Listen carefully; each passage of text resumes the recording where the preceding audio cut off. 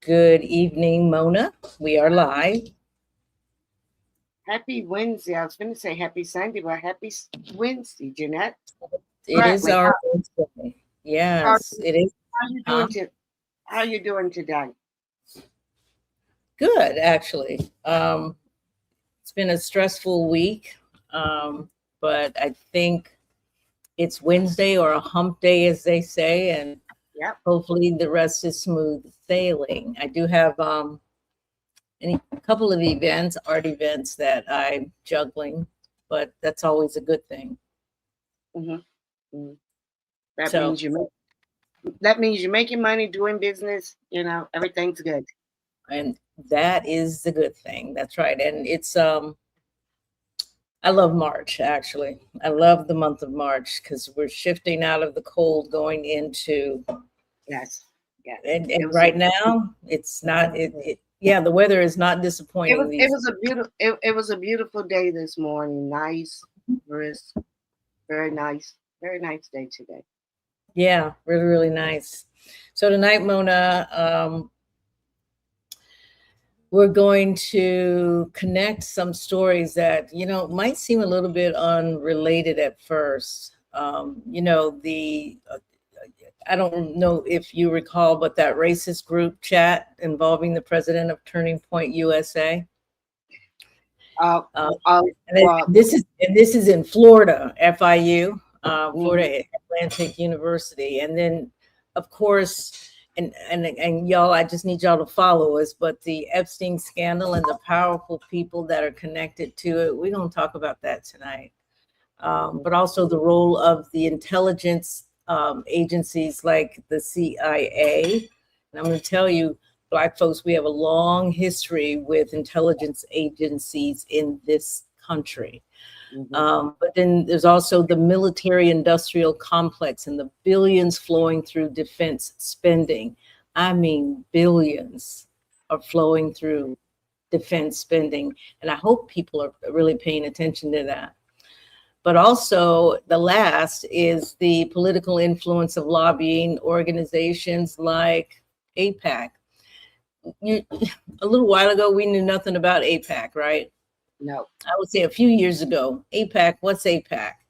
yeah. They are front and center. And to the viewers, I need you to pay attention to the lobbying organizations out there, particularly APAC, and the close relationship between the United States in this particular case and Israel. It is almost, I'm going to use the word incestuous. But the question tonight is going to be pretty simple. Are these isolated stories, or are they part of a larger network of power shaping American politics right under our noses?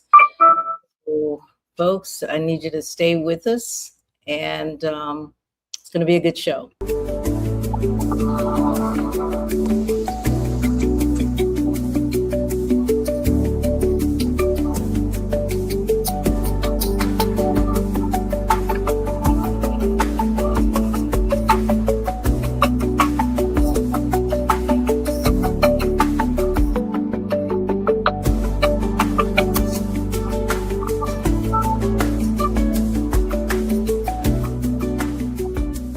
To the Black Independent, where we speak truth to power, unapologetically. For too long, the black vote has been treated like a given, but we're not property. We're not pawns. We are the descendants of those who built this nation. And now, we're demanding tangibles, not tokenism, because the era of blind loyalty is over. This is the Black Independent. Let's get to work. So, good evening, everybody, and welcome to We Are Black Independence. I am Jeanette. And I'm Mona. Jeanette, we have two announcements before we get started. So we'll do this. The Vice President of the NAACP, our very own Connie Burton, Mhm. dropped by and asked that we make an announcement for the annual Health Expo and Community Olympics. Okay. This is something they do every year. I've gone a couple of times. I really do enjoy this for the whole family. And Mm-hmm. go in there and get, they're going to have estate planning, a CPR class, which I did take last year because I hadn't Yeah. taken it Uh-huh. in, in a few years. So I just wanted to do an update, make sure that I was up on it.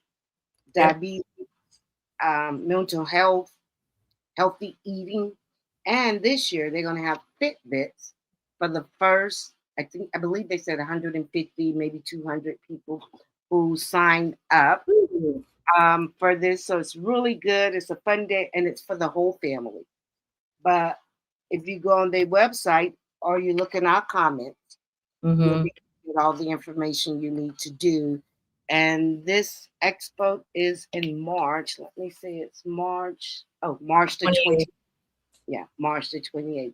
So people save the date, come out, and it will be at their building at 5101 North 40th Street, Tampa, Florida, 33610.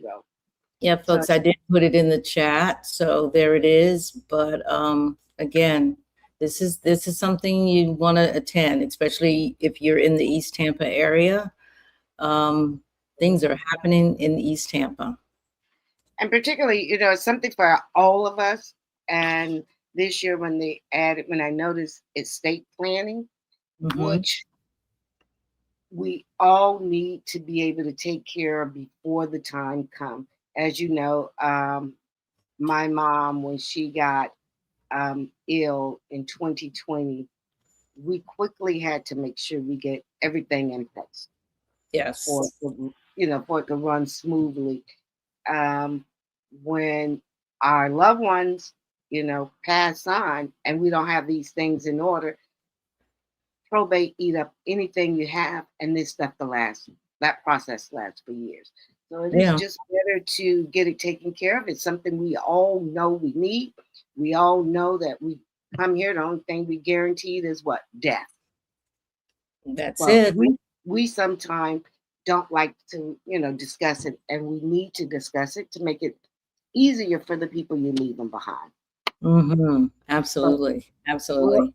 we'll remind people every weekend of this as well. But also this Saturday, ADOS, which I'm a member of, we're having our first meeting this Saturday at Mm-hmm. 3 o'clock at C. Black Andrew Library. So it's our first chapter meeting. We just got started, so it might be about 8 months we've been here, but this will be our first public meeting. So, community, if you want to learn about ADOS, please come out and join us at 3 o'clock. We're saying about 3 to 5 o'clock. Right. I think the key there is if you want to learn about ADOS and what does ADOS stand for? Um, Um, American Descendant of Slavery. So, okay. American Descendant of Slavery. Right. And there are chapters throughout the United States Mhm. popping up everywhere. And I think that membership is really growing. So if you want to know about it, learn about it, it is right here in Tampa at the C. Blythe Andrews Library this Saturday. This Saturday. All right. All right. That's great. So, folks, tonight we're having a conversation that's going to connect several stories, as I mentioned above, that you may have seen in the news of late. Yeah. And what we want to do tonight, Jeanette, is zoom out a little bit, right? Mm-hmm. Because sometimes stories that seem separate, I'm Mm-hmm. finding out they're revealing something bigger about how the power work. And Wow. we as a community are going to have to understand this whole lot. People, elected officials, accountable and move correctly. Yeah. I think sometimes we're afraid to hold our officials accountable. But it seems like, I like to say move different, but it Mhm. seems like everybody's moving different but us. We're still kind of stuck in that mode of, what do I want to call it? I don't want to call it second class citizenship, but maybe that's what it Yeah, is. yeah. No, I- no, no other word. It's, I'm thinking we're yeah, just stuck there. it's as if we bought into it and we are relegated to staying there, even though we see the world shifting. Major shifts are happening right now. The Mhm, question is, what are we doing? What are we going to do about it? mhm. So tonight, we're talking about that racist group chat. Let's just start with that. Start Yeah, with that controversy involving the president of Turning Point USA at Florida International University, or FIU. yeah. What do you think about it? I think they can get caught red-handed doing that thing that we already know they do in the privacy of their homes. Mhm. Um, but today with technology, it's all recorded and it's bound to get out. And at the same time, they will deny it. And as my niece would say, and I said this last week, stop playing in our face. Yeah, yeah, yeah. Well, we're also going to be talking about the Epstein scandal and the powerful Ooh. network that's connected Hmm. to it. Yeah. Uh, and it's as I dive a little bit deeper and deeper into it, I'm not really a conspiracy person, and they keep throwing that word out, but Hmm. it looks like it's getting a lot of teeth, and not just from the sex trafficking, all of the other layers Yeah. that Yeah. that's being uncovered. But it's what we're finding is there's this monstrous web out there. You think about the spider web, and it's just all the tentacles are connecting to each other. I like how And you did the Facebook post with the web. yeah, It, it's you think you're thinking, okay, over here this is happening, yes, and then you find out it actually connects over here to the yes, Epstein, which yes. connects over here to, and I need for us to begin thinking that nothing is happenstance. It is all connected. And we Hmm. have to be smarter thinkers or strategic thinkers in looking at them, slowly but surely yank our rights away, Hmm. yank the country away, um, and we're just not paying attention. And I'm saying, hey y'all, wake up, wake up, because we're also going to talk about the intelligence agencies, the military industrial complex, and how important that has been for the United States in terms of its being ratcheted up to superpower status. Hmm. Um, the whole military industrial complex is way bigger than you think. And it is sometimes the very reason why we go into war, when those companies that create this weaponry, they it's like they're sitting around saying, looks like it's about time for another war. Where Hmm. are we going to have the war? Hmm. But and the influence of those lobbyists, like APAC, on whether we go into war or not, whether we fight or not, whether we support an ally or not. The influence is amazing, and we have to really stop and think about it. Yeah. And look, the reason we're bringing all of this together, and I was thinking the other day that politics isn't just about election, and we think it is. But politics, I'm learning, is about Very. powerful, powerful networking. Mm-hmm, mm-hmm. And tonight we're going to explore that. Tonight we need to,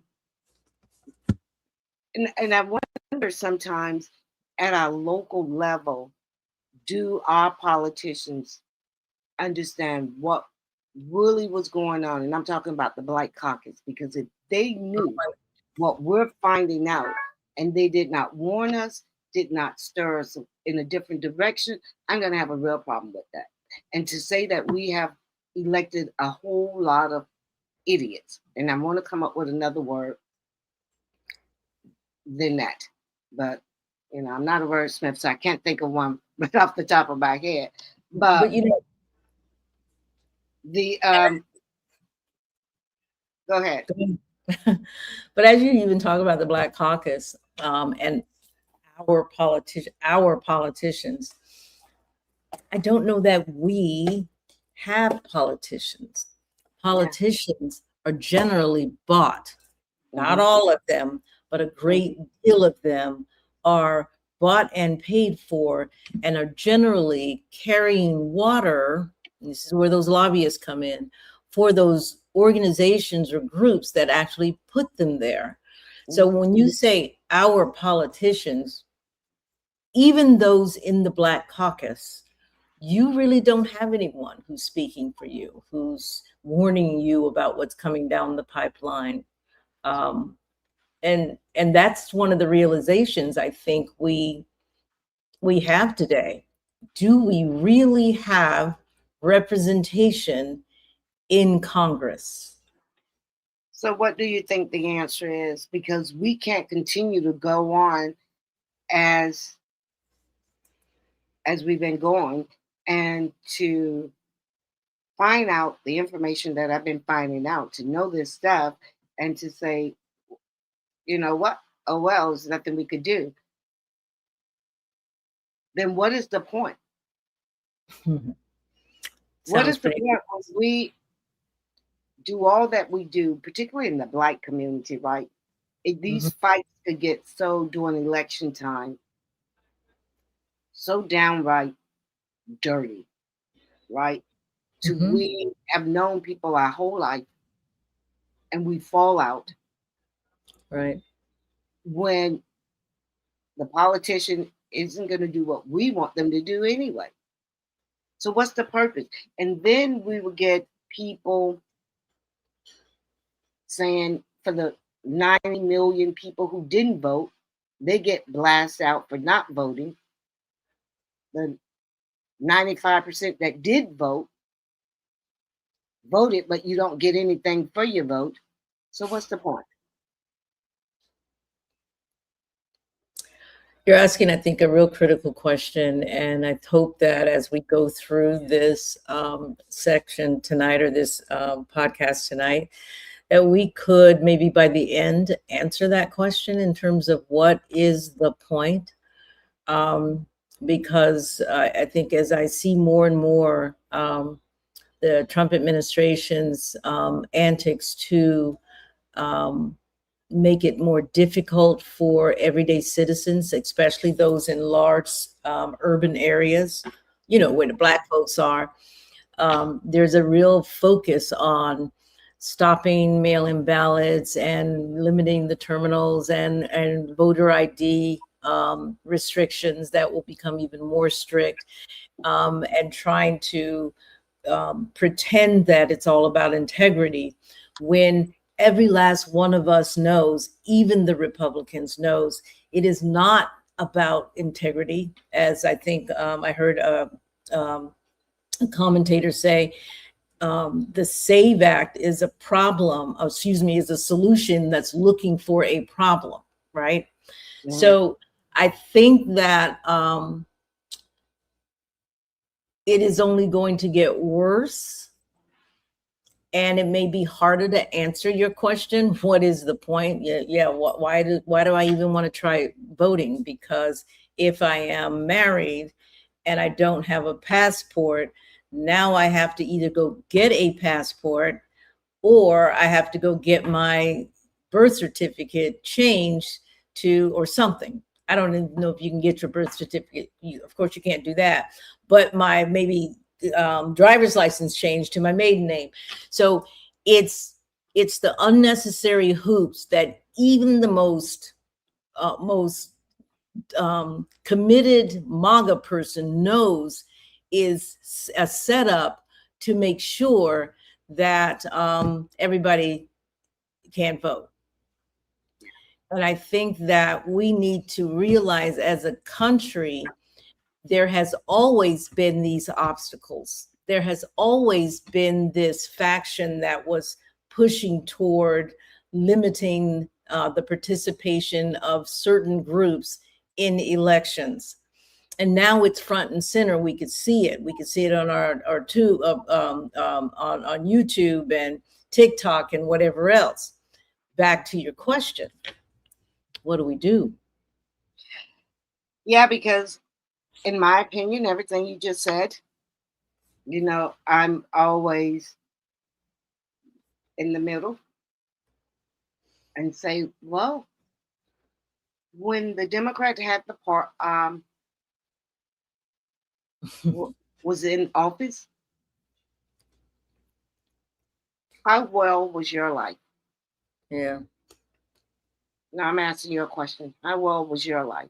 Because actually, I think my life is pretty much, My life is my fine. life is pretty much the same there and then. So All right. for the most of us, we don't see that much of a change. You will see a little bit of a change, but I don't think I see a significant change per se.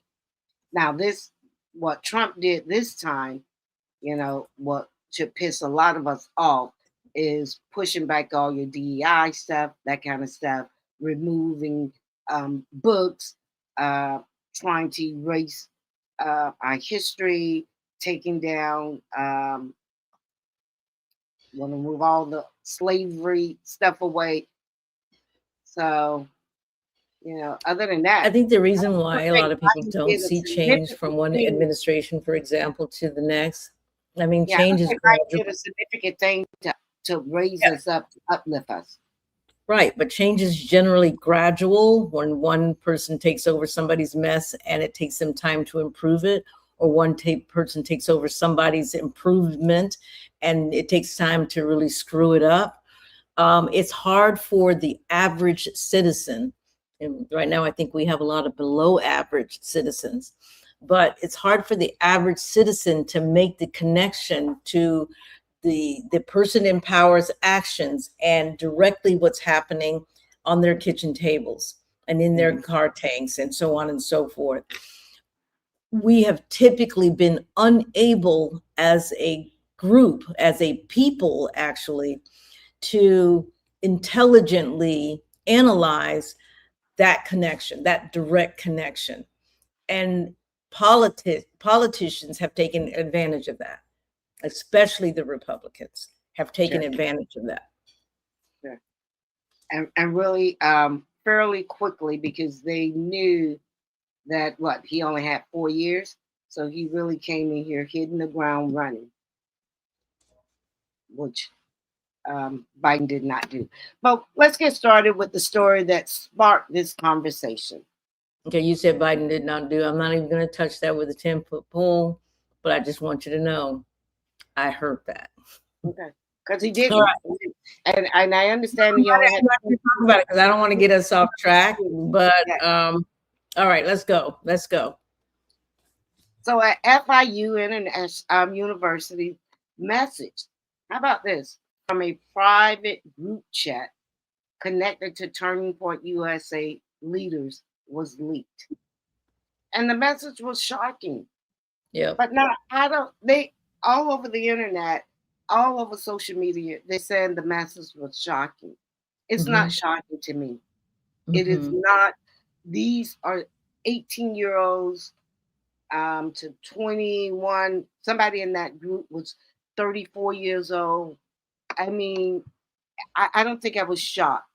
And they included repeatedly racial slurs, anti-Semitic remarks, and extreme language. Yeah. But are we surprised that's who these people are? One of the comments that was circulating widely said, avoid the colors. Avoid the color, like the plague. Yeah, avoid the colors like the plague. But Now, these now, aren't necessarily random trolls. A few years ago, a friend of mine, we were doing our own little private retreat at one of my friends' property in one of the nearby counties, and we were like out in nowhere in the sticks, white folks, right? There's me, and then there's white folks. And she said to me, we were doing a little bonfire, and she said, "You don't want to know what is said in our houses." And I said, "I know, I already we know it. know." I was going to Yes. say, "I know, but we know that you guys talk about us in a way that we do not talk about you. Hmm. Um, we know this. We know. So you're not telling me anything." I said, "The issue, though, for me is you're in that house. And don't I'm say a more word. interested in what you do, right? Are you speaking for me No. when you are in that house?" And that in those rooms, if you will. And that is the key, folks. If you Hmm. think you have allies, um, the challenge is, are you able to confront them in terms of how do they advocate for you? Now, many do not. And she really struggled with that question because there's a need to belong, and they have a need to belong to that white race who can be not only threatening to other races, but threatening within their race. So much so that there's a history of white folks who are stepping out to help other races, if you will, that have been killed, that have been ostracized, that have been, and that is their fear. So the the fear goes beyond Black people or Hispanic people or whatever, Black or brown, however they want to call it. It is also within the white race that if you step out of line, and this is true in the Congress. Watch the Congress. Why is it that 400 and what 456, 426, one of those numbers, or 435? Why is it that all of them, you know, on the Republican side, are Hmm. walking lockstep when you know all of them do not agree? There's fear because we've heard about the threats to their lives, the threats to their families, and so on and so forth. So So their what does internet that? trolling is not random. It is a part of the American way of life. Mhm. And you have, you look at kids so young who could speak like that. You have to know that that's what they were hearing at the dinner table every night. Correct. Very You know? correct. And That's where our children now, I wasn't one who really spoke on forgiving for her to overlook, for my daughter to overlook things. So we was always talking about justice, mm-hmm, how to let how people should treat you, mm-hmm. how you should pick up on certain things, How to be safe. and How how definitely how to be safe. Because the first thing I want to say to you when you say you used to go to a retreat, you went to a retreat, and I was like, well, I hope you wasn't the only black woman there, because um, we've seen over and over and over when black women have done that. remember Comes that you comes remember, home in a body bag, okay? remember that So movie Get Out? The movie Get Out. I just saw something on Facebook a couple of years ago where they were having some women was having to sleep over at this woman's house, and the black woman, they wake up and the black woman is dead, and Mm, nobody knows how she died. So I didn't know. I don't ever want to be the only black amongst white people. yeah. I know sometimes um, that might happen, but yeah, I'm not standing a chance. That's crazy. Mm-mm. No, And I and wasn't the only when I one. when I was No, growing up, I looked at a lot of what Lifetime movies, and I used to say, "Dang, these people are crazy," because they were always killing each other. They were friends, and they would kill each other over a boy, over a guy, over anything, and just growing up. So when I used to tell my daughter, "Please don't come home dead. Please don't come home dead. Don't." And she's like, "Mom," I'm like, "I'm telling you what I know." I just have to smile because I could just see you saying that to Riley and Riley looking at you like, oh, here she goes again, right? Mhm, mhm. But yeah, it's I lost my thought because I know what it was. On TV, Law and Order, Criminal Minds, um, what was that? There was another one about this guy who was a major criminal that they brought in to help solve cases. I used to watch that a lot. But all of these criminal shows, all of them, 98.8, I'm going to say, percent in my guesstimation, were about white men and women killing white men and women. When you thought these creators was brilliant, when we thought Mhm. these people came, I said, "Who come up with this? With these thoughts?" But shit, that was real life stuff. They just changed it around. It was art imitating real life, but it was their real life. Absolutely. And if you take a Saturday and watch Law and Order from morning to night, right? I love Law and Order. We grew up on Law and Order, and Right. and especially But that these were white people yes, killing and robbing and other white people, rape, large raping, all of and they that. always want to kidnap you. Why do they Exactly. want to kidnap you, lock you in a room, and just hold you as a why? We don't want to do this evil All shit. right. But go back some 20, 15, 20 years, and Columbo and McLeod and Macmillan and wife, these were white people Yes, killing other white yes, people. Go yes, even beyond that to the Cowboys and Indians, because mom yes. loves cowboys. And these were white people robbing the stagecoach and killing other white people. So the point I think I'm going to make is that they really know, they see themselves. Mhm, They pass it from one generation to the other. And even in the case of Turning Point USA and these organizations, and maybe they did get it from the dinner table, but it got reinforced on college campuses in this case, right? mhm, mhm, Because it is who they are and it is what they know. And they have been telling us this from one television series to the next, that this is who we are. And yet they point the finger yeah. at Black men to say, but be scared of them. Uh-huh. Uh-huh. I'm showing you our daily lives of how we're killing each other, especially in our Mhm, own houses. But I need you to be scared of those people over there. And I mhm. don't know, that's probably one of the biggest tricks that I have noted in American history. Yeah. I don't know how they were able to manage that. Every time I think about Hillary calling us super predators, Yes, no they put the conscience, labels on us.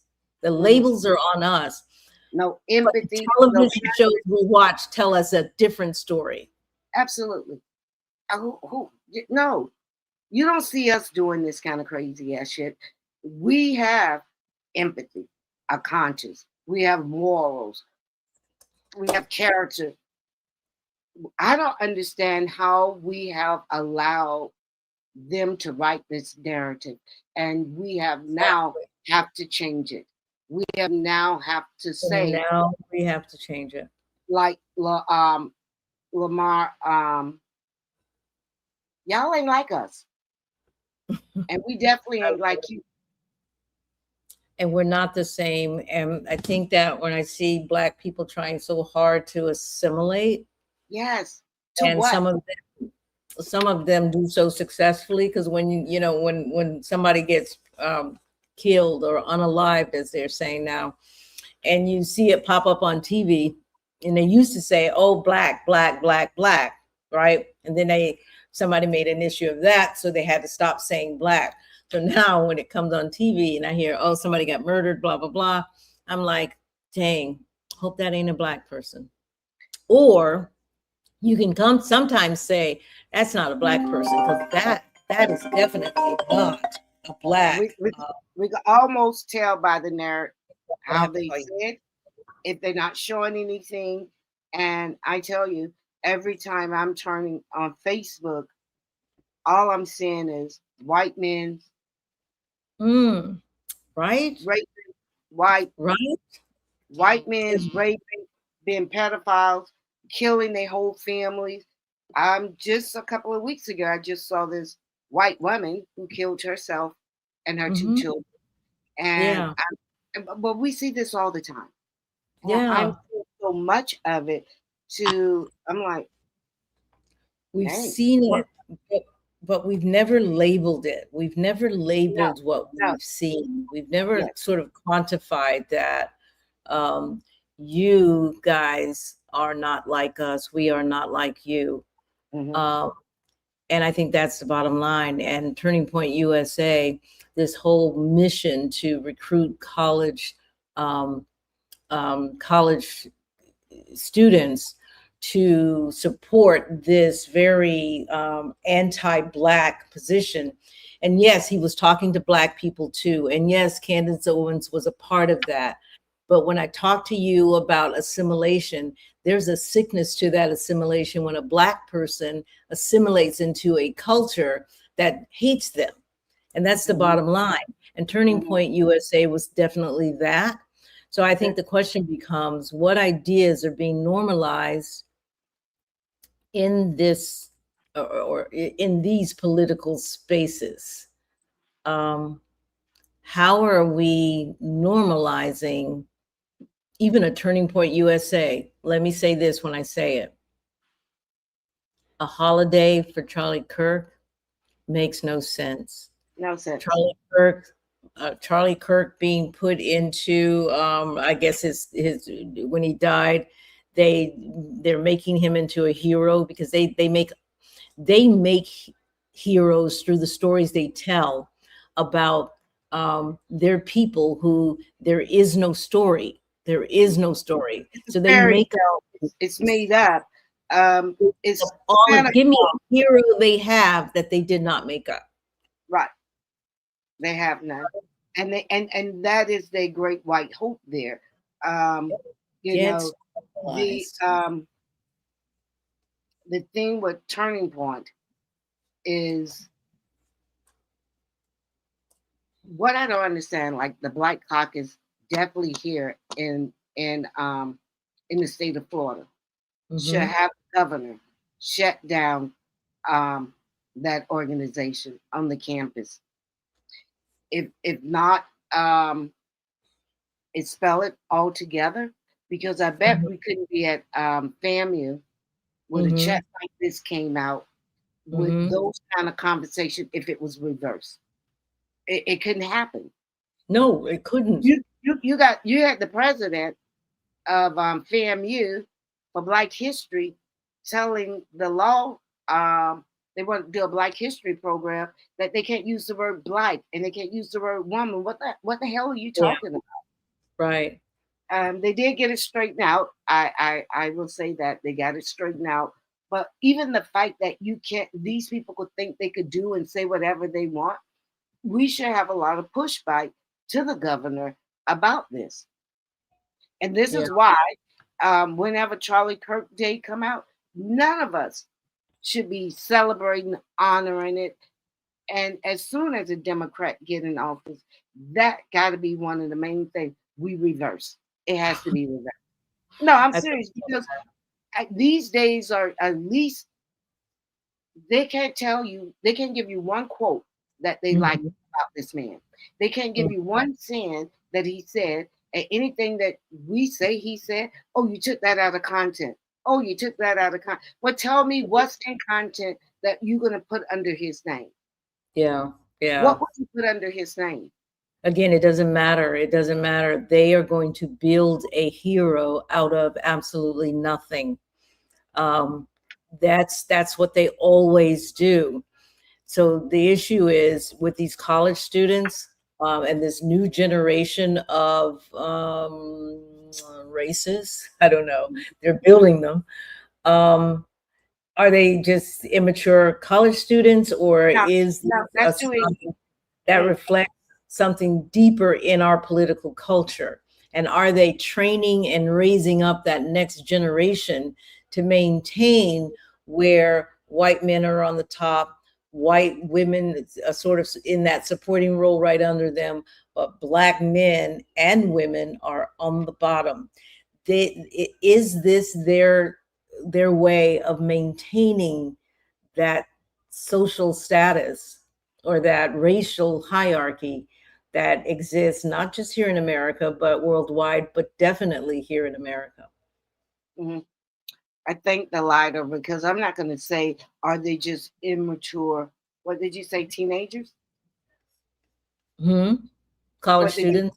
Oh, college students. Okay, because it was some people in there in that group chat that was 34 years old, and I'm not going to say it's immature because 34-year-old should have said, "Hey guys, slow down. Now we shouldn't be talking like this." Yeah, but they're all But, working. but They're all, it's in their bloodline. That's who they are. That's what Charlie Kirk. That's what Turning Point USA is connected to. And yes. when we get through uncovering the monster they created with um Candace Owens, by the time she get through exposing all of this mess, Yeah. we're gonna learn a whole lot of stuff about, and hopefully some people go to jail. Hmm. Wow. Candace Owens, um, you gotta have a love-hate relationship with the woman. The woman is a little nuts. And, I'm and, and, and I do. She the can never woman come is back a to the little nuts, community. and she does go way out on a limb. Um, I think though she's on the right track with this attack she has on Turning Point USA. Yeah. Um, I think that if not for her, it would be much easier for them to heroize. I know I'm Yes. making that word up, Charlie Kirk, but she's that roadblock that Hmm. says to folks who will listen, Charlie was becoming anti-Israel. Hmm. Charlie was against the war that they are starting in Iran, and he Hmm. was expressing that, right? Yep. And the people closest, Erica Kirk, is trying to deny that. Yep. But you can't be close to someone and not know that they were making a shift, especially if they were verbalizing it to enough people. And there are enough people who agree that Charlie Kirk was making that shift. They got they got text messages. They have a paper trail, They have and the receipts. they have Yes. the receipts, as they would Mhm. say, and they will have us to believe that this Tyler Robinson killed Yeah. Charlie, and they Yeah. got a whole three different narratives out there how Yeah. this man was killed, and it would have to make one believe that Erica Kirk might have been involved in it if you don't want to know the truth. And as The my good friend would conspiracy, say, these chickens are coming home to roost, and the and they conspiracy, are coming home to roost, and I can't wait till it all come out. the conspiracy is crazy, but she is, back to Candace, connecting the dots. Hmm. And to our whole thing that we're talking, where she's connecting the dots and watching and just taking it from how they met, what were the circumstances for that, what was going on, the Israel connection, um, it's it's the government connection, all of it. She is staunch, just steadfastly going after it, and that's okay because that's what needs to happen.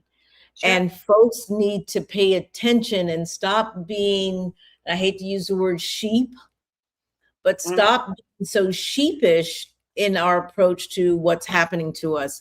We can clearly see that this world is changing, and it's changing fast, and it's documented that the United States is crashing. And as it crashes, what will happen to the Black people? That's what I want to know.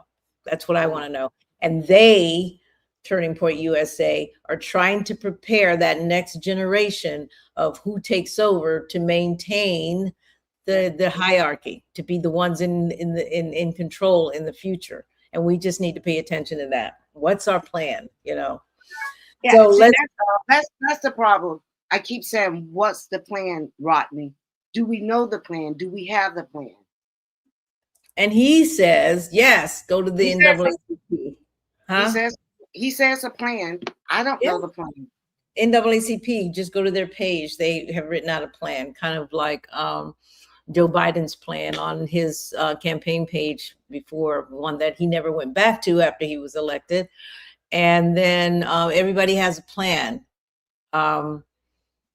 but they tend to be plans that have no teeth, that really don't push, that really don't make people uncomfortable enough. Mhm. So I don't know. So we got Turning Point USA. So now let's move to another story that raised serious questions about power and influence. Girl, the Epstein scandal. Yeah. It is Now, so much more than what we would have imagined, and what we imagined was bad enough. now, when that story broke, most people focused on the shocking detail of the crimes, right? Of him, um, just on the sex crime, right? Right. But what stood out to many who was observing was the list of powerful connections to the Epstein. And I'm like, how could this guy, and not just here in the United States, but around the world, know all the billionaires, Yeah. all the politicians, Yeah. even royalty, all Yeah. over? Mm-hmm.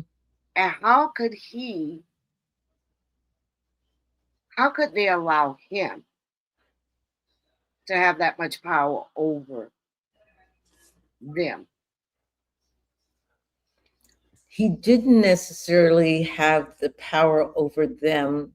I see, and I follow a lot of what's going on. He was a facilitator. Mhm.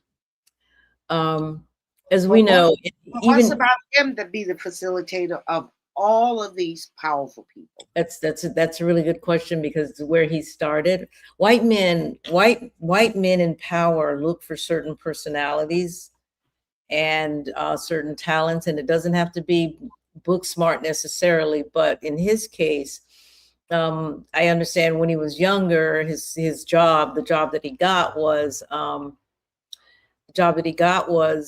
as a teacher A teacher, yeah, in an all-girls school, private school. yeah. And he did not, in teaching math or something, or science. And he did not have a degree to be Right. teaching. But he was amongst the elites and whatever else. And white men were looking for someone who had that je ne sais quoi. I don't know. Don't ask me what that means, but that thing. He was the it guy. And he just immediately, he left that and immediately rose in the financial world. Something Black men could never do. Well, But he was able to do that. And he was able to finesse and move in such a way that the powerful men who were bankrolling him, he fell into an age old, and the fact that he's Jewish, keep that in mind. That's a very, very important point. The fact that he's Jewish, he was, I think, able to through those connections, become this spy of sort that put people in compromising positions using young girls to now begin running the whole world. And it wasn't just him. I think he was more of an instrument than anything else. And when he became too dangerous for them, they made sure something happened to him in prison. And I say something happened to him in prison because I'm not totally convinced that he was killed or he's dead. Because there's that much money and that much power that surrounded that one man. So when you said a spy, growing up, we used to hear about the Russian spies. You look at the movies. We heard about Watergate. You're thinking about stuff like that. And I'm saying this is a continuance of all of that, right? That this guy, that it is multiple ones like him, as it was with the Russian spies and all of this. You think that these islands or that island is no longer anymore? So these people who had this kind of fetish, where are they going now? And what are they doing about it? Well, I think that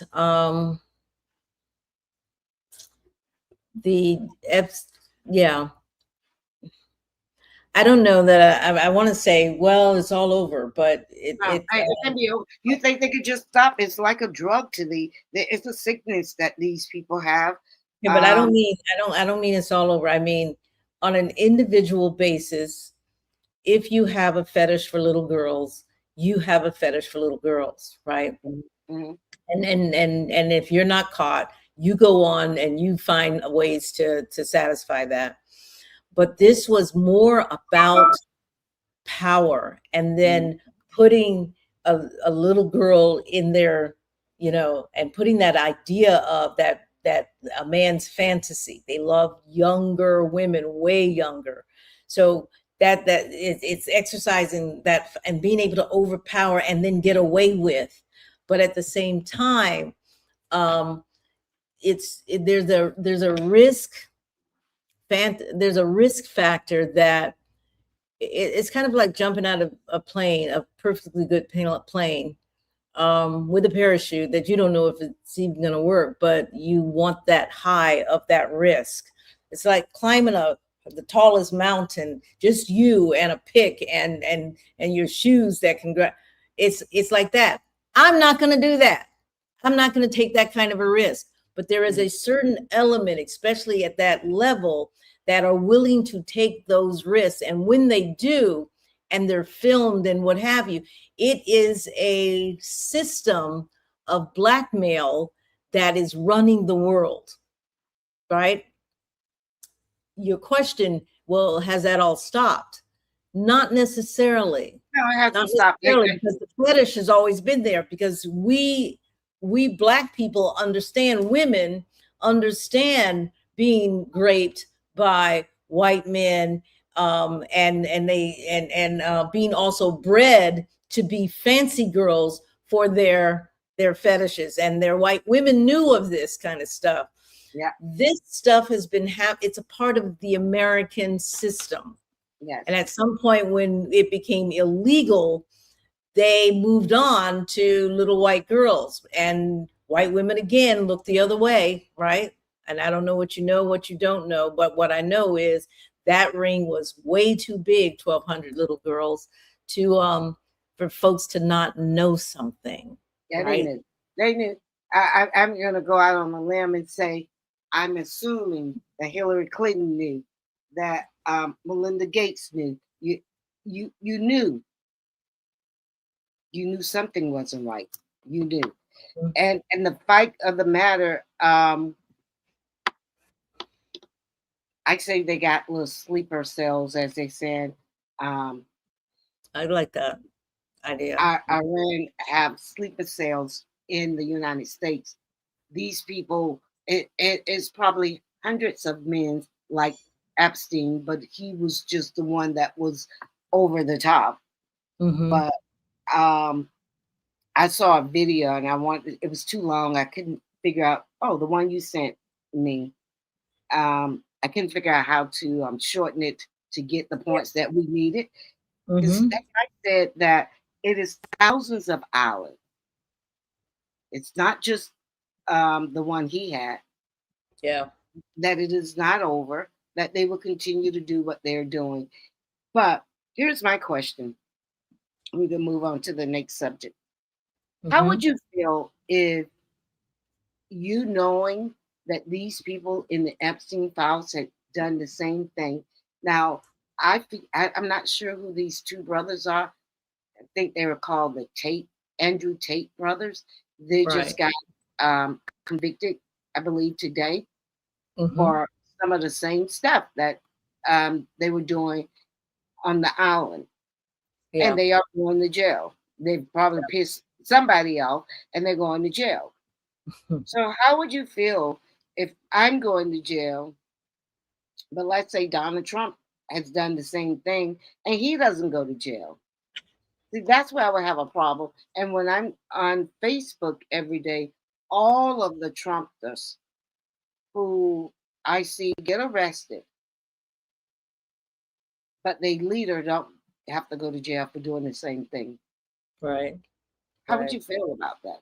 I would guess the same way Black people feel about the fact that they commit crimes that Yeah, yeah. people and go to jail, go 30 years, whatever.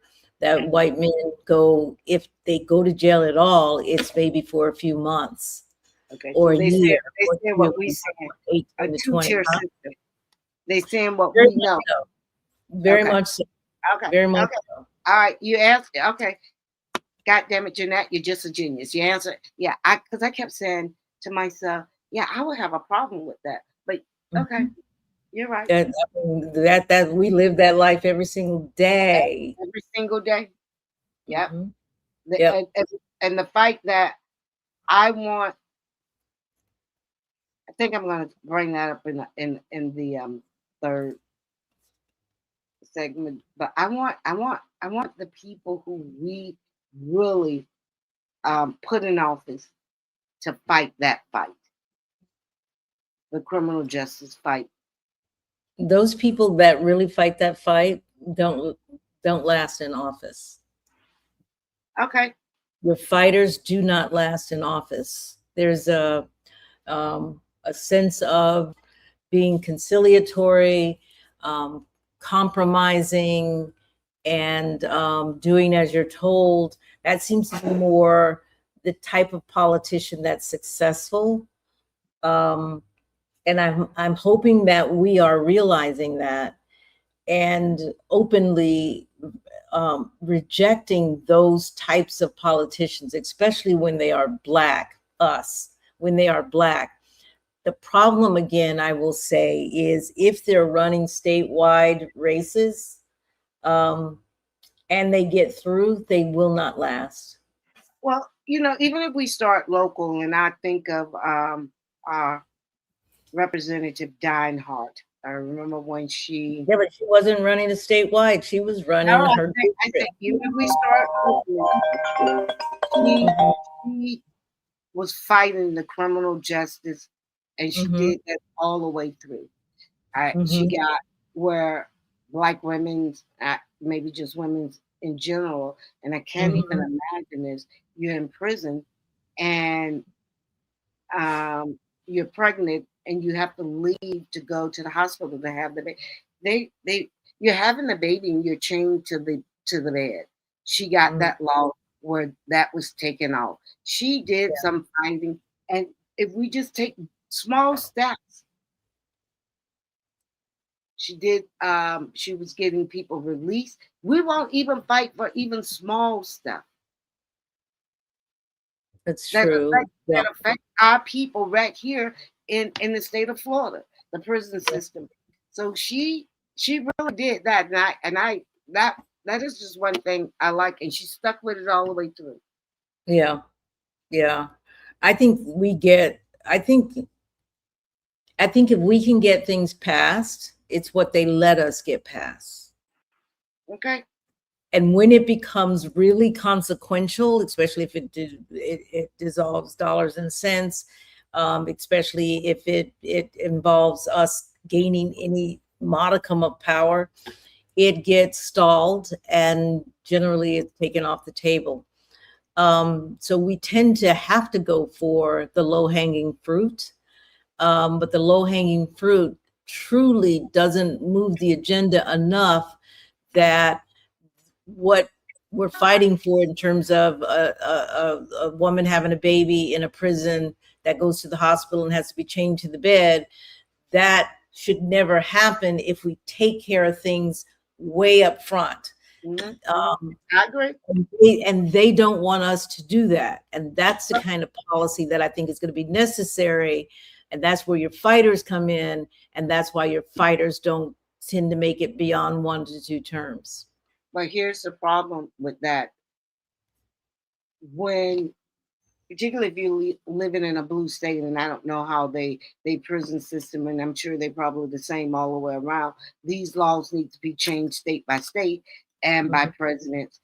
When Biden had the opportunity, when Obama had the opportunity, and we definitely know not Clinton, because he gave us the crack and cocaine version, 3 strikes you out, you know. Right.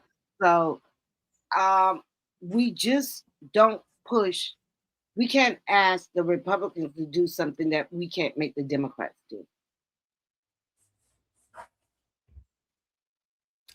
I think we can ask I think we can ask either party to do what we need to have done. And that, I think that's, we're Republican, Democrat, and Republicans, yeah, they've gone off the deep end. They have gone off the deep end. They have decided, because of the census data and because of the fact that they are the growing minority in this country, they're already the minority around the world. They know that. They definitely know that. I'm sorry, my phone is like ringing off the hook tonight, but they already know that, but they want this country to be a white country. Therefore, Democrat, Republican are not equal, because the Republicans have taken that mantle on to stop whatever progress non-white people are making so that they themselves can run this country in perpetuity. That is the goal. So, and we're not talking incremental. They are doing it right now. And Trump is carrying that water. And because he's this big, audacious idiot, they know that he will likely get away with more than anyone else. They're riding that Trojan horse in like nobody's business. So I am pretty much saying, no, we can't ask them by party. We need to be operating as independents, demanding from both sides that we get what I agree as an independent, but when I was a Democrat, I kind of expect, you hear people say, "Oh, well, you can't." Democrat, mostly you hear Democrat. Well, they're not going to do this.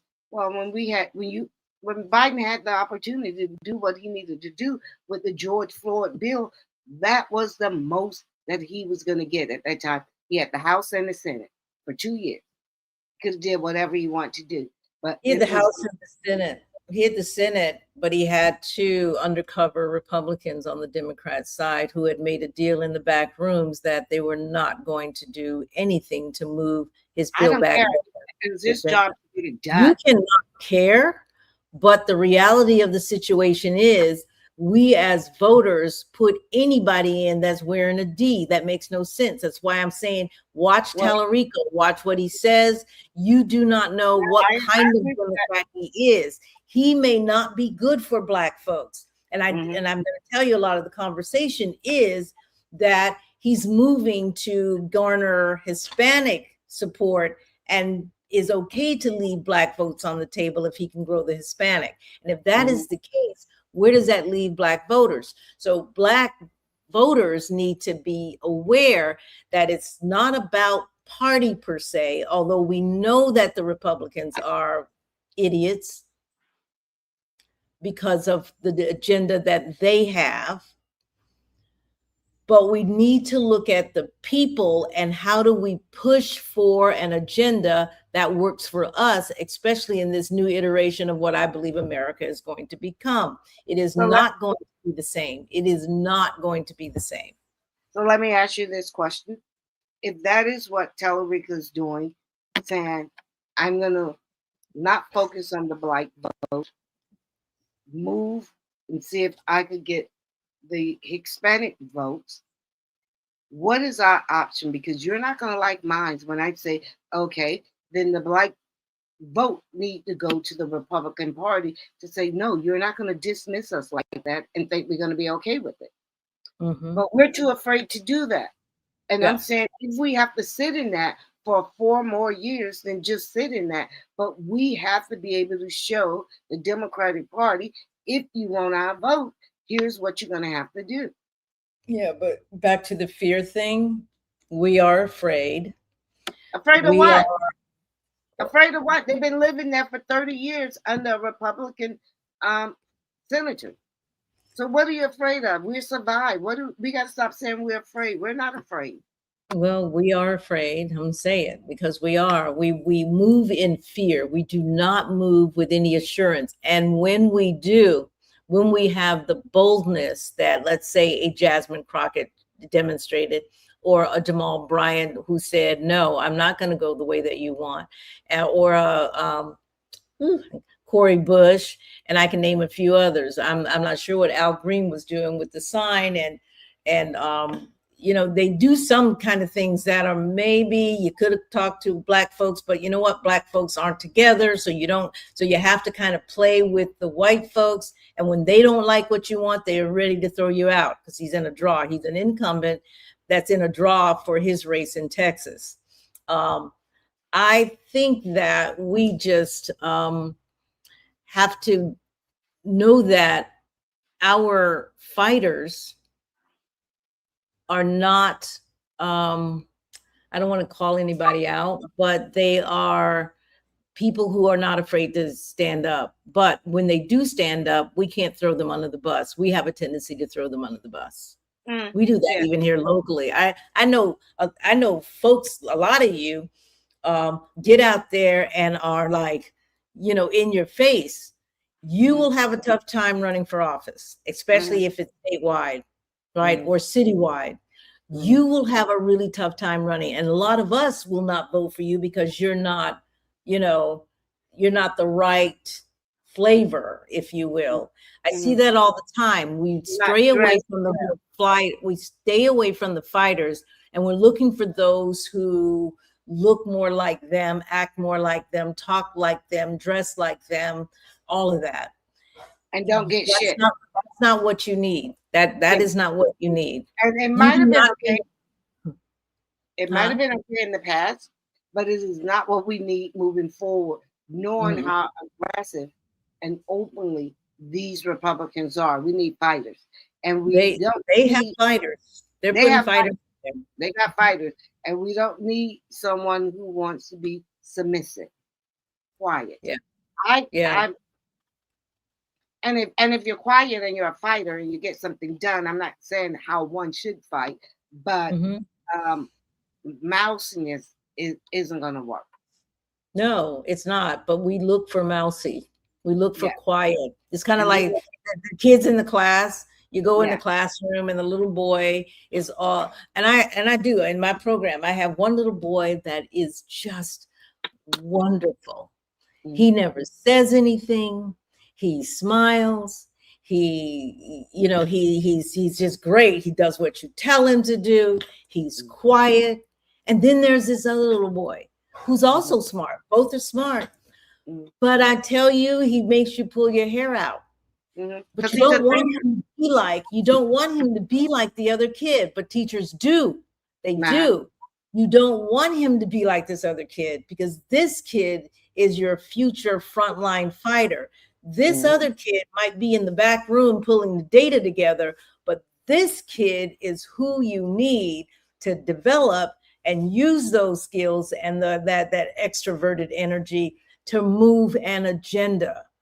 But we don't do that.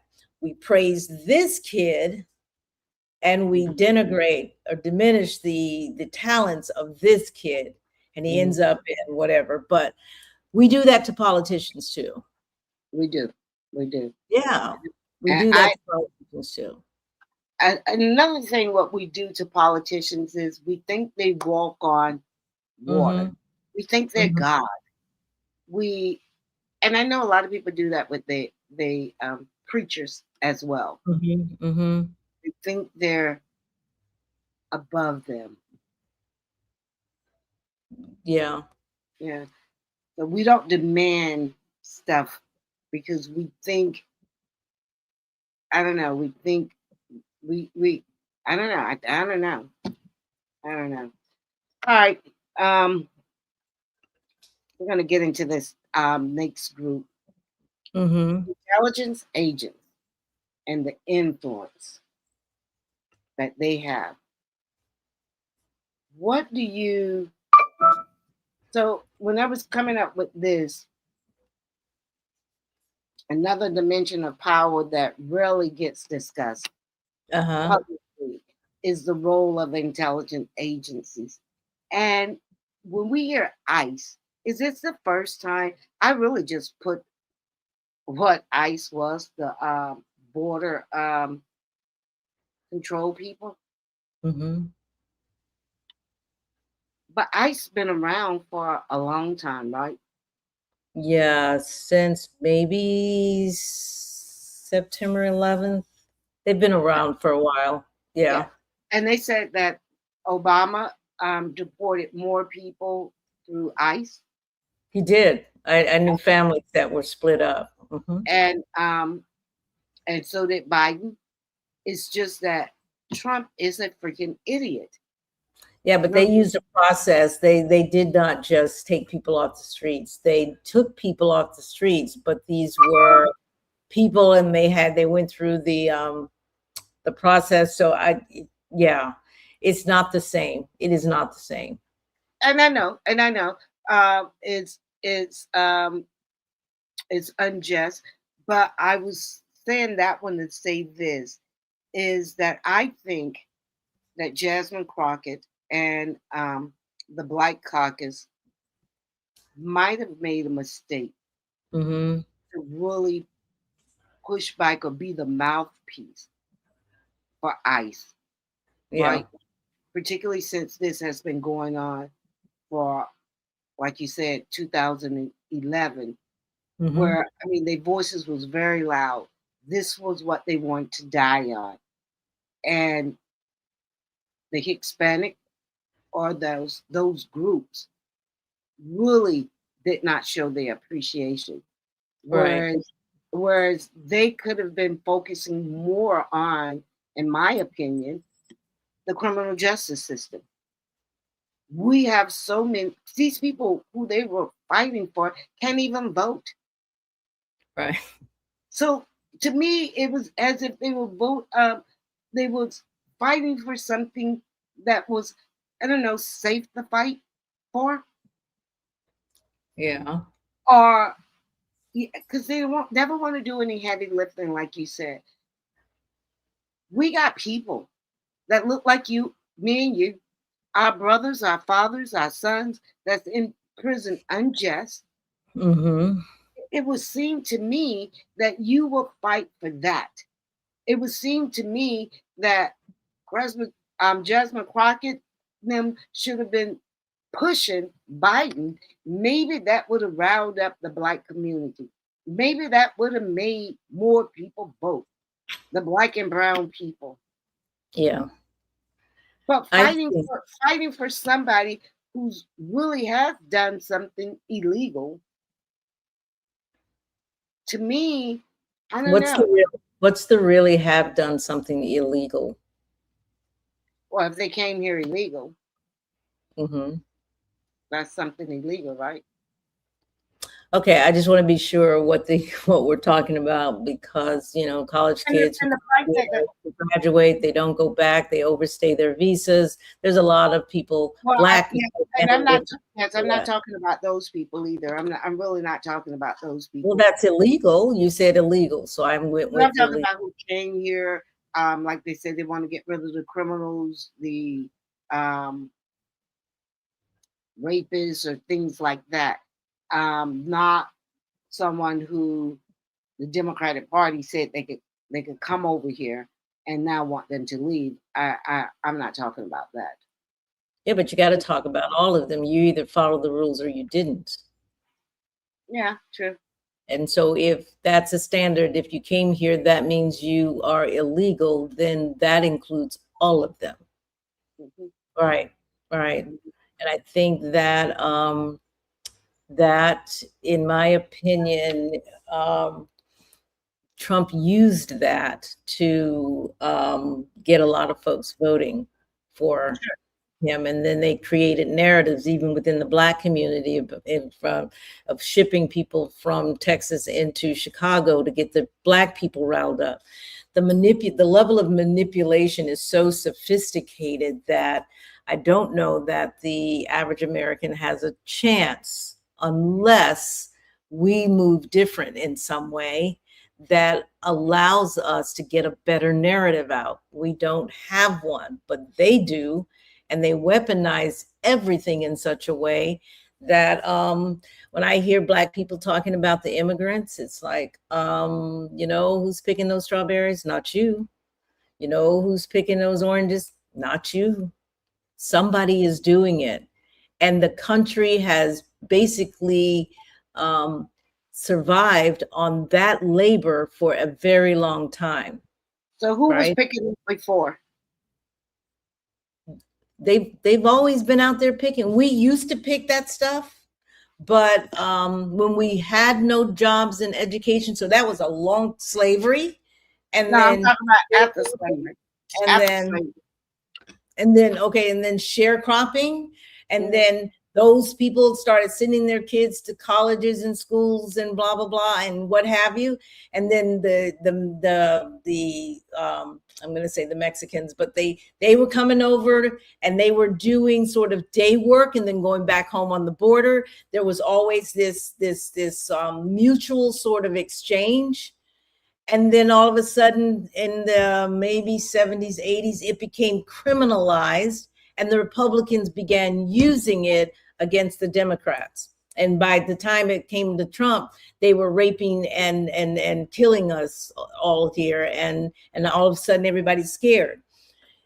It could have been something solved a long time ago Oh, with the absolutely. House and the Senate, the two sides coming together and coming up with a policy as to how there is this exchange that used to be in place that allowed those workers to come over, and they would go home, or they would come over seasonally, just depending on where they were.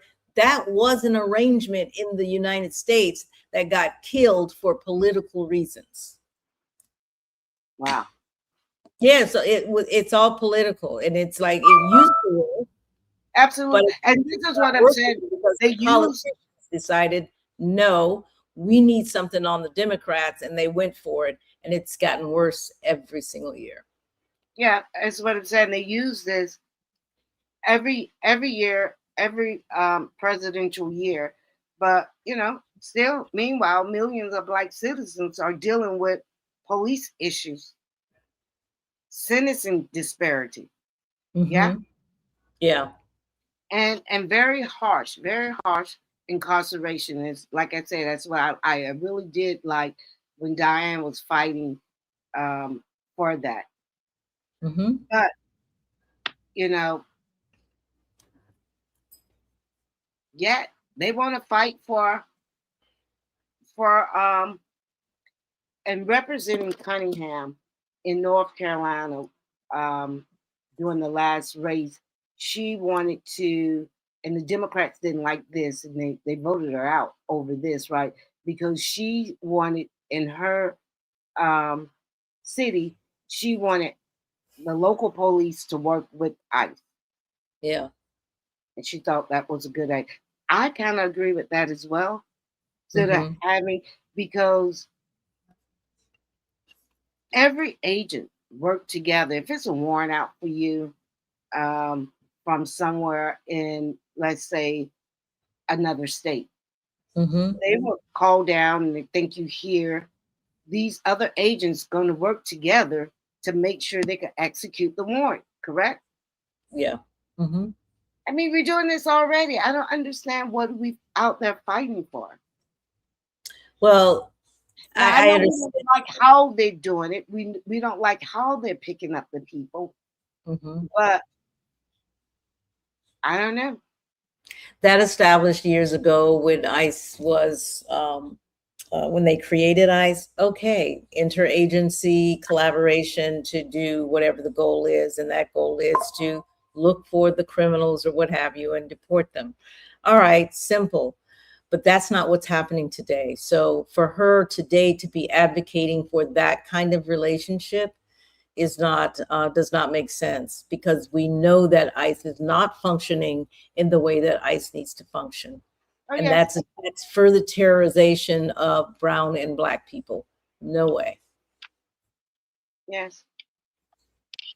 But I'm just saying, we know that everything I just told you about the criminal justice system isn't working like that, and I just want them to fight for that as well. Yeah, yeah. I think that you are right. So on that, the military industrial complex. Let's talk about that. Yeah. So guess what I've been learning? What? So um our military is does some bad stuff as well, right? Yes, to keep us safe. To keep us safe. They I'm just start saying. they start a lot of friction. Ah. They're behind a lot of um, drug wars, bringing drugs into this country, dropping them Mhm. off in our neighborhoods, um, doing drug wars in the different countries that they want to start a war in. And it might be evidence that they might even be a part of some part of this sex trafficking case. Well, I Allegedly. yeah, Allegedly. yeah, I would say wow. But the military, the government, the military, um, it's very disheartening to realize that we are not the good guys. And as you know, I grew up in as an army brat, Mhm. and really thought we were the good guys for a Yeah, long everybody did. time. Right. And even government, military, but government, even during the 60s and during all of the civil rights unrest, you're still thinking, because I'm like in my I'm like what 9, 10, 11, 12, toward the end into the 70s, and I'm still thinking they're the good guys, even though they were setting up the Black civil rights movement and the Mhm. leaders and what have you, doing spying on them, infiltrating their organizations, and creating havoc and creating the hate that I think we still experience today. Um, they create these things in other countries. Mhm. They actually, the more I learn about Africa and why Africa is in the condition that it's in, Mhm. um, the military handprint is all over some key assassinations of leaders, good leaders, that were saying to America and the West, get your hands out of our country, out of off of our resources. I'm going to focus this on the people. And they suddenly disappeared, shot, Mhm. killed, whatever. Yeah. at the hands of the West, the United States. So the military, I'm going to say, and you know how we brag about how we're the greatest. Trump loves to say how wonderful we are and how he has built it up and whatever. But we have always loved to talk about how much better the United States military is than any other military in the world. And it is true because we have a military industrial complex and we funnel so much money into defense and military spending, whether it's with ourselves, but also with our allies, that much of the taxpayer dollars goes into creating the bombs and creating the weaponry and what have you, so that we scare everybody else, that we control the governance in other nations, especially those that we want to take from. And we take from Africa a lot. And everything it seems that we do, the military industrial complex, creating the weaponry and what have you, and having everybody buy their weaponry from us. I come to find out US aid has the same purpose. So while the military weaponry is hard power, we also had the soft power where we would use it to give to African countries, not enough, not what they really need, but it looks like we are really helping. So now they're beholding to us, right? Now they're beholding to us and we're thinking, oh, we need them, we need them. They built that dependency and then use the military to go in and create chaos among the people in a lot of these places like the Congo, what have you. And then it's happening. Pretend that they don't. So this is a major, major, major undertaking in the United States that I don't think that we really understood the role that we play around the world through our military and how we unsettle or destabilize countries and entire regions to our benefit, to keep America safe, to keep America rich, to keep America. No, it is not to keep America safe. It's to keep America rich. Can you play the episode with Tucker Carlson and what's the guy? Play Tucker Carlson. All right, that one I can do. I've meant to stop screen. Tucker. Give me a minute to do that thing that we would love for somebody to say, we can do that for you. I know, right? All right, can you pull it? Yeah, I pulled it up. Got it. Commission for that. And a woman I don't know, never met. All right. On the Religious Liberty Commission. I'm trying to understand the implications of your theology for geopolitics, because you're saying that the present government of Israel has a moral right to take over what are now other people's countries. No, I didn't say that. Then what are you saying? I saw this recently in an extremely telling exchange between the lieutenant governor of Texas, who I know and I've always liked. Kerry, excuse me. I'm going to interrupt the discussion. This is not a commission on defining religions or calling out any theology, or this is not the commission for that. And a woman I don't know, never met, who's on the Religious Liberty Commission or something. And she said, I'm a Catholic, and Catholics do not embrace Zionism, just so you know. So are all Catholics anti-Semites, according to you? He kept saying, and everyone on the panel seemed to keep saying, you have to believe in Israel's right to exist. But it did raise two questions I think are really important, and I hope you'll answer them. One is, where does that right come from? You could say it comes from the Bible. I would say that it does. They have a biblical right. I just read Genesis 15, as I have many times. And that land, it says, from the Nile to the Euphrates, which is, once again, basically the entire Middle East. So God gave that land to his people, the Jews, or he didn't. You're saying he did. what does that mean? Does Israel have the right to that land? Because you're appealing to Genesis. Yeah. You're saying that's the original deed. It would be fine if they took it all. It would be fine if they took it all. Yikes. Yikes. When I watched that interview, and when I watched that interview, I was like, damn. Yikes. Damn.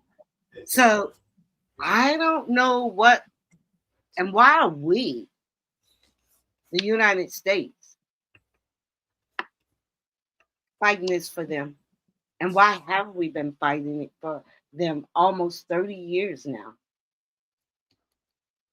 I've always wondered why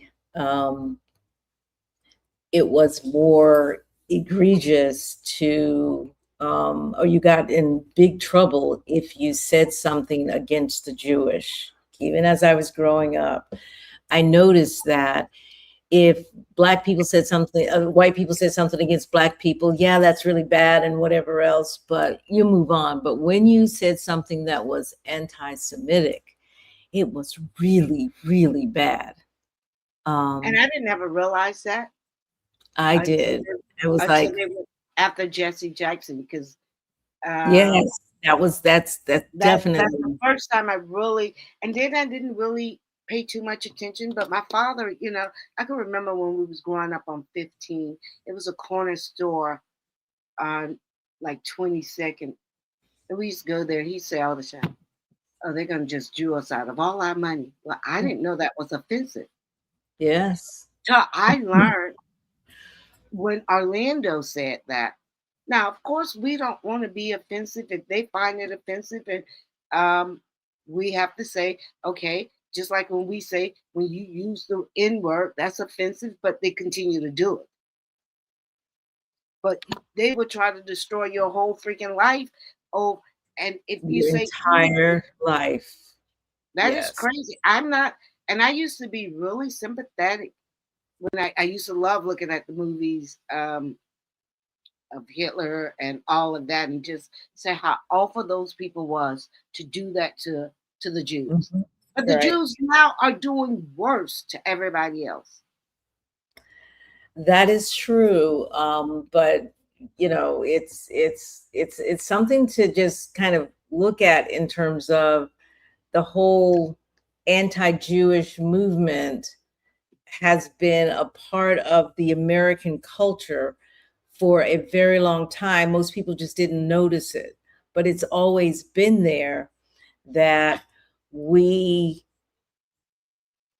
not that we were anti-Jewish, but you knew not to touch the Jews, not to say anything negative about the Jews. I don't think Black people are anti anything, because we, That as is true. like we like That to is think we're strong, but we're freaking weak, because what the white men think, why they're afraid of us, because they Mhm. believe we will come back and do to them what they did to us. Now, Right. like the Jews are coming back to do what people Germany are doing. They're the ones. I mean, they got some balls. They're coming back It's and say, true. "Hey, And we're gonna do and demand the respect."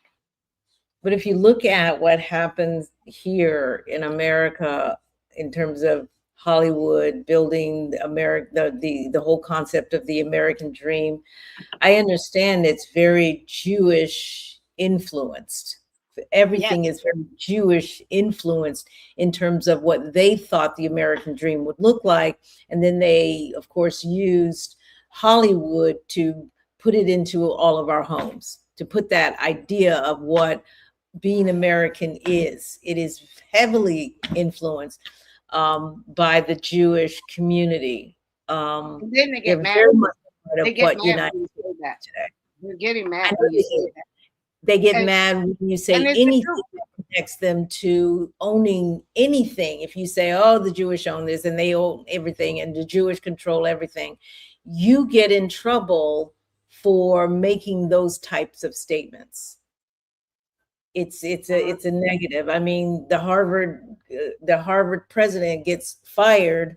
Remember Right. early on? Yes, yes. I was like, oh my God. Because some Jew have all the money, the power, and said she had to go. That is the craziest thing. Jewish people. So there is a difference, I'm told, and I've read, between Zionism and the Jewish people. And it's a Zionist movement that we are actually focusing in on rather than the Jewish people. So there's a move afoot to separate the two. So Zionism in Israel, and it's definitely present here, but the Jewish people, your Jewish friends that you may have, because I'm sure you know some, I do, it's not necessarily the same.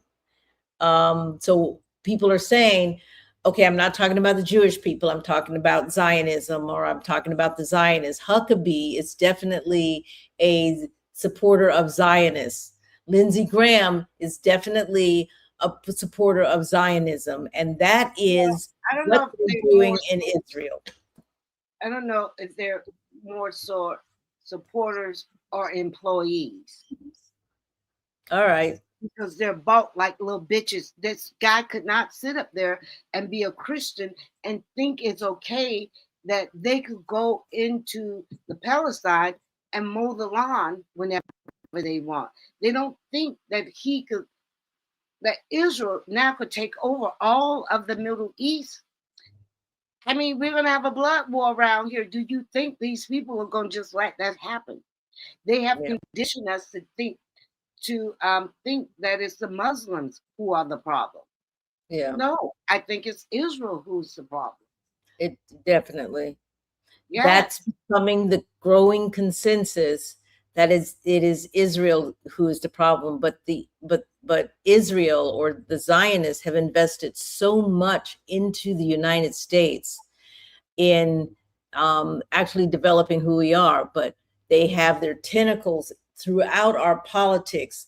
You got to wonder why president after president after president, and we see it mainly in the last two presidencies, where while a war is going on in Gaza, and we are actually willing participants in that war. We as a country are providing the weaponry and the ammunition to blow up an entire people. Mm-hmm. Why? I mean, right on the surface, you're like, well, that doesn't make sense. Just stop sending the weapons. Absolutely. But we didn't. We didn't stop sending the weapons. And the money. Why couldn't Biden say, we are not sending you the weapons? What was tying his hands? And why is it that we're called anti-Semitic for anything we say against Israel? Why does this country have to kowtow to a small country like Israel? And why are we sending billions every year to support their economy and their weapon system? Why is that so? We do that with nobody else the way that we do it there. And as somebody said today, I was listening to, they have free healthcare and free university system, right? Yeah. They are. We're paying for it. For as much money as they pay our politicians, our influencers, where do they get all the money to do whatever they doing? And then we still send them. Then we still send them all the money. So they're just giving some of their money back to us, huh? Some of our money back to us. Because that's the craziest thing. If we pulled the relationship, then there's no way Israel can survive. Israel does not survive. They can't survive one day, and they're willing to send. Does not survive. Just like Africa. All right, but just like Africa, Traore pulling, just cutting France off. Yeah, France is in real financial trouble. They really are suffering. So they cannot. But for us, if we pull the money from stop cold turkey, There is no way they can survive. So what am I playing? Lindsey Graham interview. Mr. Ooh, I don't even know what I can call Mr. Graham. Oops, sorry. Let's see, share screen. Here we go. President Trump is in the process of doing it. They're going to lose and we're going to win. Israel and the United States, you just wait to see what comes in the next 2 weeks. The next 2 weeks, what?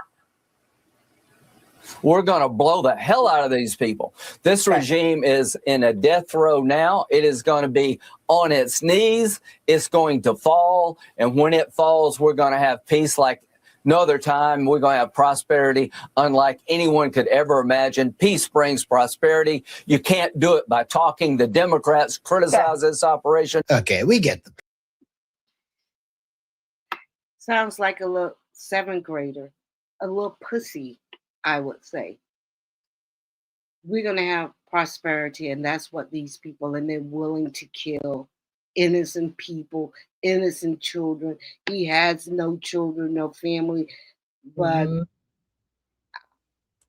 I what I don't understand is, and I really kind of, if I would have believed anything, Trump, he didn't want war. So when you ask that question, what do Israel have on these people? What is the chokehold? What is the chokehold? Because now Trump like money, yes, but I don't think he's that type of person to be. That guy, Lindsey Graham, got an orgasm. He's getting, I mean, instead of having any balls to go fight in the military, you know, like your little nephews when they had the little toys, soldiers. They used to play that. I used to play as Army brat. We played that. Yeah, yes. And that's the feeling I'm getting from him every time he speaks. And he's saying this, I mean, no empathy, no caution.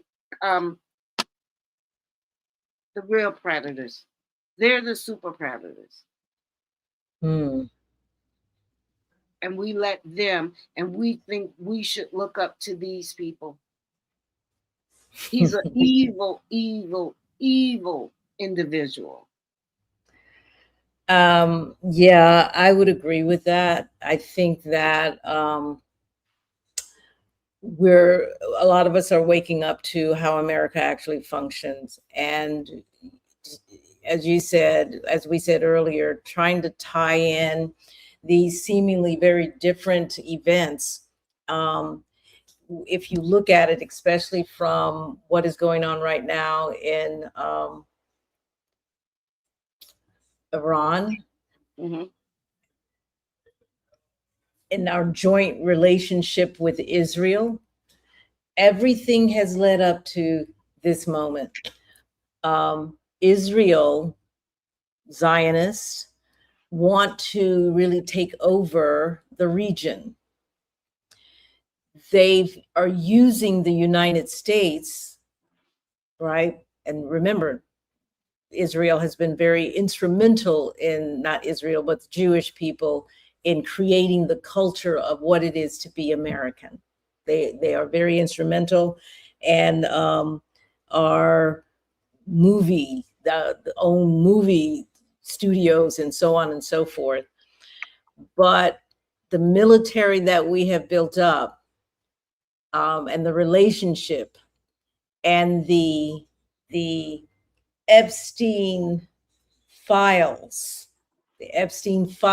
on various people, power around the world, gives Israel the green light to go and begin that mission to take over that region. But how we know now, it's out there, whether these people are prosecuted or not. I cannot believe that the people who have the power to say yes or no to go into war, to send our children over there to die? For what? Because The somebody, United States, the way somebody, that it, somebody say that God said. yeah, the way that the United States functions is like trying to turn a ship around real quick when, you know, the whatever that is, the iceberg is right there. Oh, let's turn the ship around. We got time. You don't have time. You're going into that ship. That's how the United States functions on its decision making, especially at that level. And Trump knows that. So he does things, in fact, that he knows you're not going to be able to turn around, because we cannot turn the ship once the decision is made. Look how long it takes the Supreme Court to decide on some of his stupid ass executive orders. Yeah. So it's almost cataclysmic, because Israel, Zionists, know that they have the perfect storm. Trump being in the White House, who's very transactional and wants what he wants. And as long as he can open that door and usher in, you know, whatever the Zionists want, he gets what he wants, whatever that is. And we know it's staying out of prison. It's the whole crypto thing. It's the whole having real estate that he's over around the world. He's not going to go to prison, and you got it. Correct. Correct. That's part of the this deal. man what he wants, on the knowing that people are going to die on both sides, knowing that's correct. So Israel has such an investment in this country that it is the right time and the right moment to strike and begin taking over more of that region. And it's been what they wanted to do for a very, very long time. And it's not going to be easy to stop, if it's to be stopped at all. And what we're just looking, and it feels like we're waiting on a midterm that they also have a plan for, because they need to keep the do nothing Congress in place so they can continue doing what they're doing. And if the Democrats get back in, it could put a halt on something that may or may not be able to be halted or stopped. It's very daunting, but I don't know what else to do, because the Supreme Court is also complicit. I don't know. We the American people, we have allowed the trifecta for the Republicans, which is exactly what they needed, what the Zionists needed as well, because they've been buying politicians for a long time. It is exactly what they needed to do what we see happening right now. That's why it was really important for Trump to get in. And they probably did a lot of things to make that happen. So are you saying if Harris would have got in, this wouldn't have happened? There's no way Harris was going to get in.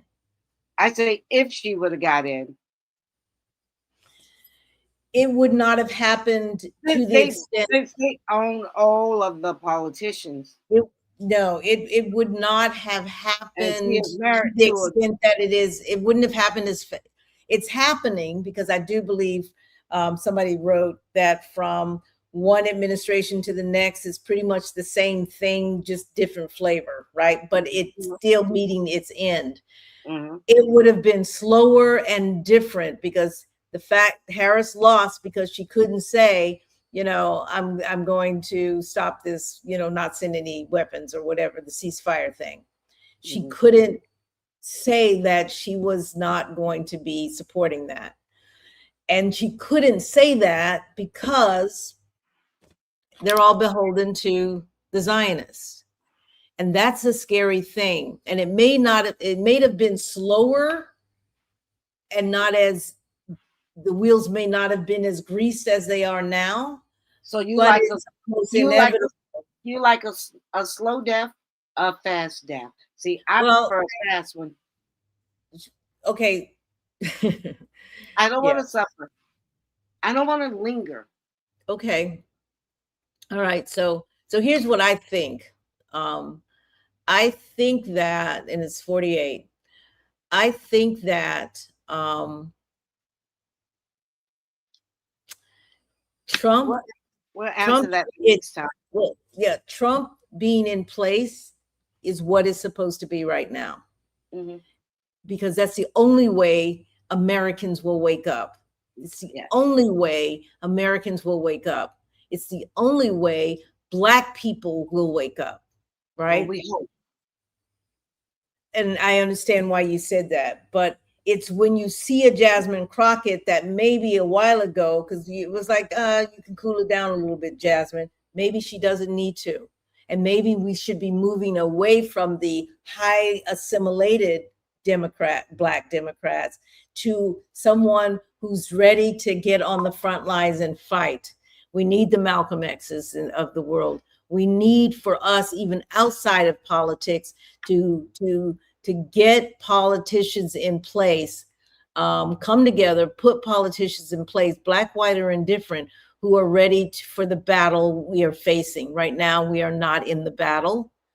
And there's a very quick movement to that very white America, with everybody else either being exited or relegated to very menial tasks within the next 10, 20 years. And I won't be here. You won't be here, maybe, but your daughter will be here. And does she have to go to another country because they want this to be an all-white America, right? Where Israel and the United States are building power in a region where they have no business being, and in this country where probably 400 years ago they had no business being, right? When are we going to wake up and stop relying on what they've taught us and begin building the truth so that we can move forward and stop what is occurring right under our noses? I'm not sure Kamala would have been the right person for us. We would have been even more disappointed. I think, I know she is gearing up for another run. At least I'm hearing here and there. But I don't know. I don't know who we're looking for, but I'm not sure she is it. Or and I don't know who that person is, because nobody has really come to fore to combat this or to confront this. Are they trying to present to you the Wonder Boy? The Wunderkind. That's a little my German. Wunderkind, the Wonder Boy.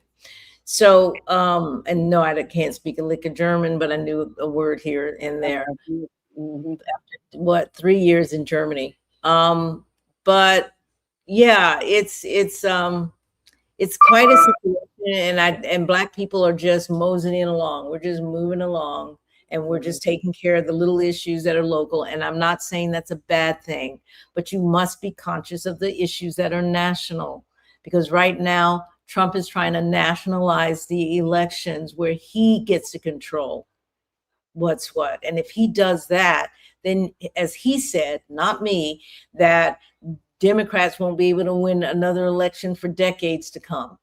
And he's right about that. Yeah, he is. But we're not paying attention to that, right? Yeah. No, once we start beginning to understand all of the networks behind the headlines, then we'll start asking better questions. We'll start picking better candidates. And I think we will start saying we have to vote. And we have to make sure we're voting as a collective. And it might take 2 more terms before we realize this. Presidential terms. I think that Trump is using Putin's playbook, where Putin has been in power for a very, very long time and will die in power. I think that even the prime minister, you remember his first term, he was all in love with Putin. This term, he said the prime minister of Israel have been here 13 times in 1 year. yeah, What?